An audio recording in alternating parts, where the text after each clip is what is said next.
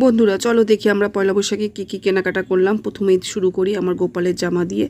এই দেখো, একটা কিনেছি গোপুর, একটা আছে রাধারানী, আর একটা হচ্ছে আমার কৃষ্ণের। তিনজনের জন্য তিনটে জামা পয়লা বৈশাখে। এবার চলো দেখি আমরা কী কী কেনাকাটা করলাম। প্রথমেই দেখাচ্ছি দুটো নাইটি, 150 টাকা করে নিয়েছে এক একটা নাইটি। একটা মেয়ের, একটা আমার।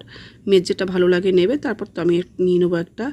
এটা আছে রানী কালার দিয়ে সাদা, আর ওটা হচ্ছে হলুদ দিয়ে সাদা, দুটো কিন্তু একই ছাপা আছে। আর দুটো নাইটিরই কিন্তু গোল গলা আছে। তো দেখো, দুটো নাইটি তো দেখালাম। আর এই একটা নাইটি, এটাও কিন্তু আমি মেয়ের জন্য কিনেছি। ছেলের জামা কিনতে গেছিলাম যেই দোকানে, সেই দোকানে এই নাইটিটা আমার খুব পছন্দ হয়েছে মেয়ের জন্য, তাই মেয়ের জন্য এই নাইটিটা নিয়ে নিয়েছি। কিরকম হয়েছে দেখো।